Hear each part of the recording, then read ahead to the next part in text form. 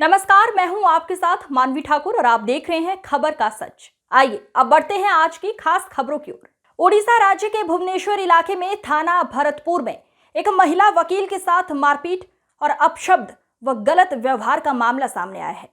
पीड़िता महिला का आरोप है कि उसके मंगेतर के साथ भी मारपीट की गई। इस घटना को लेकर पूरे देश में रोष व्याप्त है। इसी कड़ी में पूर्वी दिल्ली के कड़कड़डूमा कोर्ट के बार काउंसिलिंग की महिला अधिवक्ता और पुरुष अधिवक्ताओं ने हाथों में तख्ती लिखे स्लोगन लेकर ओडिशा पुलिस के खिलाफ नारेबाजी भी की और पीड़िता को इंसाफ की मांग उठाकर अपना रोष भी जाहिर किया। कड़कड़डूमा कोर्ट के अधिवक्ताओं का कहना था, पीड़िता के साथ इस तरह की अमानवीय बर्ताव करने वाले पुलिस कर्मियों के खिलाफ सख्त से सख्त कार्रवाई होनी चाहिए और आगे इस तरह की घटना घटित होने पर कठोर कानून भी बनने चाहिए। घटना को लेकर ओडिशा पुलिस ने थाने के 5 पुलिसकर्मियों को सस्पेंड भी किया है। आप तस्वीरों के माध्यम से देख सकते हैं किस तरह से महिला वकील को इंसाफ दिलाने के लिए कड़कड़डूमा कोर्ट के अधिवक्ताओं द्वारा हाथों में स्लोगन लिखी तख्ती लेकर ओडिशा पुलिस के खिलाफ शांतिपूर्वक अपना जनाक्रोश दिखा रहे हैं। क्या कुछ बता रहे हैं कड़कड़डूमा कोर्ट के महिला अधिवक्ता और पुरुष अधिवक्ता, सुनिए उनकी जुबानी। मैं राजेंद्र पाल एडवोकेट, कड़कड़डूमा कोर्ट। मेरे साथी एडवोकेट, साथ में विद्या सेवदा एडवोकेट जी, अनीता ढींगरा जी और सभी लोग यहाँ पर आए हैं। सभी साथी, सभी बहनें, जो बलात्कार का मामला उड़ीसा में भुवनेश्वर के अंदर भरतपुर थाने में हुआ है, हम उसकी घोर निंदा करते हैं। और ये घटना मानवता को शर्मसार करने वाली घटना है, इंसानियत को शर्मसार करने वाली घटना है। ऐसे पुलिस वाले पूरे देश की पुलिस को बदनाम करते हैं, उनका सर शर्म से नीचे झुक जाता है। और एक लेडी एडवोकेट जो रात को अपनी शिकायत दर्ज कराने के लिए थाने में जा रही है, गुंडों से बचने के लिए गुंडे उसका पीछा कर रहे थे, उसकी शिकायत दर्ज करने के बजाय वहां पर उनके साथ बदतमीजी की गई। और क्या वहां सिचुएशन रही होगी, क्या सब माहौल रहा, उन्होंने प्रेस कॉन्फ्रेंस की, उनकी वीडियो वायरल हो रही है। किस तरह से वहां पर जो मेल पुलिस वाले थे, जो कि वो लड़की एडवोकेट अपने वीडियो में बोल रही है, हमने खुद अपनी आंखों से सुना है कि उन्होंने कितनी घिनौनी हरकत, कैसे उनके साथ बलात्कार किया है। हम उसकी घोर निंदा करते हैं और ऐसे पुलिस वालों को जल्द से जल्द सख्त से सख्त फांसी दी जाए। इसमें सीजेआई को भी शो मोटो जो है लेना चाहिए और इसमें जितनी भी इसकी कड़ी से कड़ी निंदा की जाए, भर्त्सना की जाए, वो कम है। और जितनी सख्त से सख्त कार्रवाई हो वो करनी चाहिए। और हमारे यहाँ सभी साथी, आंचल चौहान जी, पायल जी, गौड़ साहब, स्वर्ण सिंह जी, विद्या सेवदा जी, अनीता ढींगरा जी, ममता जी, नगमा जी, सभी साथी लोग और भी पीछे लोग खड़े हैं, बेदी साहब, सब लोगों ने मिलकर मेहनत करके आज ये प्रदर्शन रखा और सबकी मेहनत से ये प्रोटेस्ट मार्च जो है सफल रहा है। मैं सभी वकील साथियों का, भाइयों का, छोटों का, बड़ों का, सबका धन्यवाद करता हूं, जिन्होंने अपनी बहन एडवोकेट के लिए, अपनी साथी एडवोकेट के लिए यहाँ दिल्ली में प्रोटेस्ट मार्च किया है। और हम बार काउंसिल ऑफ इंडिया से अपील करेंगे, बार काउंसिल ऑफ दिल्ली से अपील करेंगे कि बार काउंसिल ऑफ इंडिया पूरे देश में एक दिन की सांकेतिक हड़ताल रखे। बार काउंसिल ऑफ दिल्ली में हड़ताल कराए सभी डिस्ट्रिक्ट कोर्ट में। हम इसकी मांग करते हैं आपके माध्यम से। मैं आंचल एडवोकेट। मैम, आप एक महिला हैं और हाँ एक महिला कर्मी के साथ इस तरीके का अमानवीय घटना घटित हुई। हाँ जी, मैं आंचल एडवोकेट और कड़कड़डूमा कोर्ट में प्रैक्टिस कर रही हूँ। जैसा कि यहाँ हम जो प्रोटेस्ट कर रहे हैं, इस प्रोटेस्ट करने का एक रीजन यही रहा है कि जो थाने में, भरतपुर थाने के अंदर में जो भी हमारी अधिवक्ता साथी के साथ, हमारी महिला बहन के साथ में जो भी ये बलात्कार किया गया है, सबसे पहली चीज ये बहुत ही गलत है। बहुत ही इस तरीके से अगर हम मान भी नहीं सकते, हम सेफ नहीं है। अगर हम रोड पे चल रहे हैं, हम उस पे तो सेफ है ही नहीं, हम थाने में जा रहे हैं, वहां भी सेफ नहीं है। पुलिस जो होती है वो पुलिस होती है न्याय दिलाने के लिए, कोर्ट में वकील भी होते हैं न्याय दिलाने के लिए। एक वकील है, वकील लोगों को न्याय दिलाती है, वो अपने न्याय के लिए आज यहाँ पे एक प्रोटेस्ट करा रही है। तो इससे हमें बहुत दुख हो रहा है कि हमारी वकील बहन के साथ में अगर इस तरीके से किया गया है।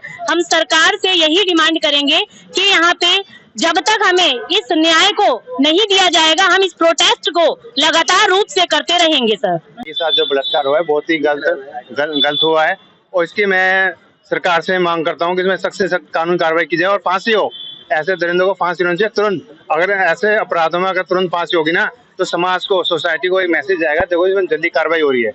इसमें जो मेरा नाम कुलदीप कुमार गौड़ है। और जो हमारी महिला साथी के साथ इस तरीके की जो घटना हुई है, मैं इसके लिए जो है माननीय उच्चतम न्यायालय और उच्च न्यायालय से अपील करता हूं कि उसमें सो मोटो संज्ञान लेकर के संबंधित कर्मचारी, पुलिस कर्मचारी को तुरंत निलंबन करें, उनकी गिरफ्तारी सुनिश्चित करें और उचित कार्रवाई फर्स्ट एड कोर्ट में उसको कानून में त्वरित मैं ये कहना चाहती हूँ, जैसे ही हमारी एडवोकेसी हम कहते हैं, ये एडवोकेसी रह कहाँ जाएगी? अगर इस तरीके से ये होता रहा तो इस एडवोकेसी का कोई नाम नहीं, इस कानून का कोई नाम नहीं, ना पुलिस का ना वकील का कोई काम नहीं रहेगा अगर इस पे एक्शन नहीं लिया गया तो। जी, मेरा नाम एडवोकेट मनीष क्वात्रा है। जी, मैं ये कहना चाहूंगा कि बहुत गलत घटना हुई है हमारी महिला वकील साथी के साथ।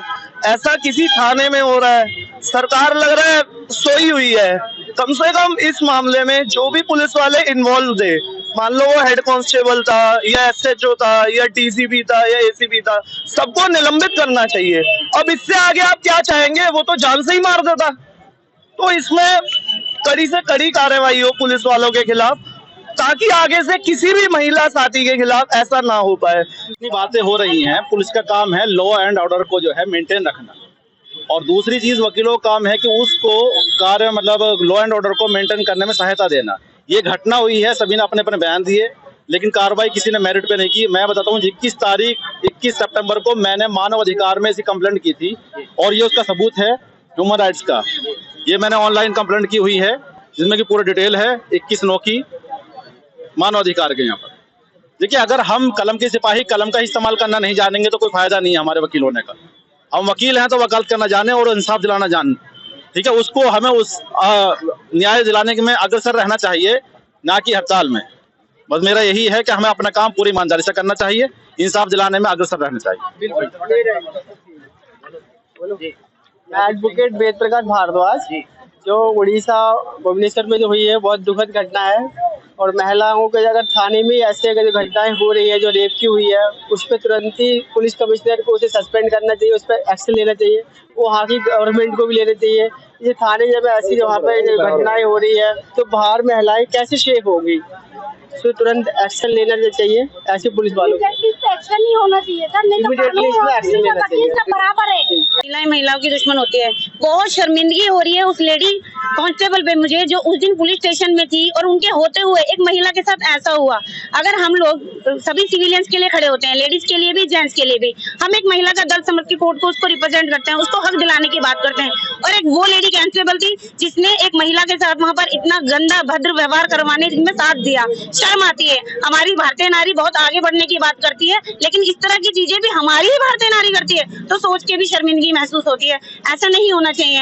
हम जब महिलाओं को बढ़ाने की बात करते हैं तो उसकी जिम्मेवारी सिर्फ पुरुषों पे नहीं रह जाती, हम महिलाओं पे भी होती है। आप देखिए ना, जब किसी पुरुष के साथ कुछ होता है तो 10 जने 50 जने कैसे एकदम से निकल के आ जाते हैं कि हम अपने साथी के साथ हैं, हम अपने भाई के साथ हैं। तो महिलाएं ऐसी क्यों नहीं है? हम तो उल्टा साथ दे रहे हैं कि आप करिए इनके साथ। तो हमें शर्मिंदगी आ रही है इस बात पे कि एक लेडी होके उसने ऐसा किया और एडवोकेट के साथ ऐसा हुआ। ये सोच के तो बहुत ही बड़ी पीड़ा हो रही है कि एक लेमैन को अगर होता है तो समझ में आता है कि एक लेमैन के साथ कर देते हो आप। मतलब थाने जैसी जगह जहां हम सिक्योरिटी के लिए जा रहे हैं, जहां हम अपने बचाव के लिए जा रहे हैं, वहां पर इस तरह की चीजें हो रही हैं कि आप एक कांस्टेबल के साथ मिलके, वो भी लेडी कांस्टेबल के साथ मिलके जो कि साथी है इसमें, और फिर एक रेप कर रहे हो। शर्मिंदगी आती है, बहुत शर्मिंदगी आती है। सरकार को कुछ ना कुछ करना चाहिए इस तरह की चीजों पे। बिल्कुल बिल्कुल सुरक्षित नहीं है थाने। अभी तक यही सुनते थे कि जेंट्स लॉयर्स जाते थे, हमारे दिल्ली के थानों में भी तो उनके साथ मार पिटाई होती थी, बदतमीजी होती थी, मिसबिहेव होता था।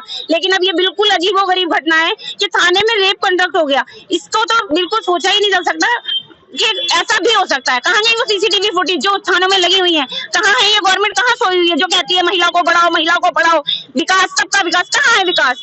एक लेडी एडवोकेट के साथ थाने में रेप हो रहा है, ये विकास है आपका?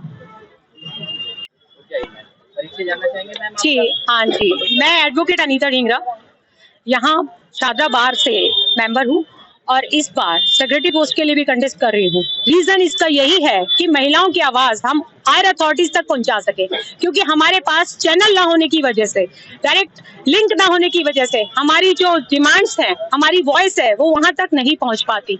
उसी का ये रीजन है कि आज हमारे साथ के लेडी अधिवक्ताएं जो हैं, लेडी मेंबर्स हैं, वो आज भी इतने क्राइसिस को फेस कर रही हैं।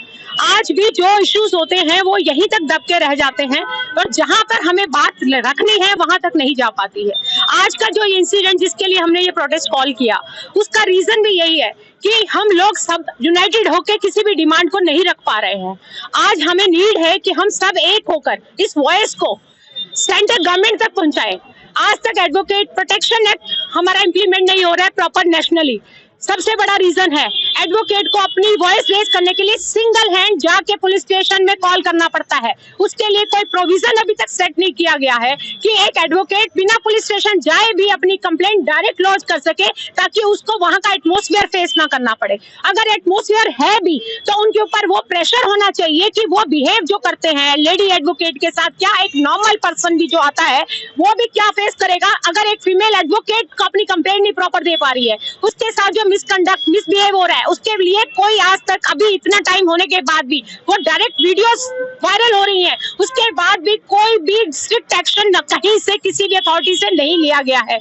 हम इसमें सिंपल सी कह रहे हैं कि इसमें इन्वेस्टिगेशन, प्रॉपर इन्वेस्टिगेशन, हमें सीबीआई इंक्वायरी भी चाहिए और हम चाहेंगे हमारे सीजीआई से कि वो हमारी प्रोटेक्शन के लिए आगे आए, सुओ मोटो लेके इस पे एक संज्ञान लेके इसके ऊपर कार्रवाई करें। Thank you. जो एक महिला के ऊपर घटना घटी है, सरकार कहती है महिलाओं को पूर्ण सुरक्षा है, कहीं न कहीं व्यवस्था में भी लगे बहुत ज्यादा है। जो चीजें इम्प्लीमेंट होनी चाहिए वो रास्ते में ही अटक के रह जाती हैं, जो प्लानिंग्स होती हैं।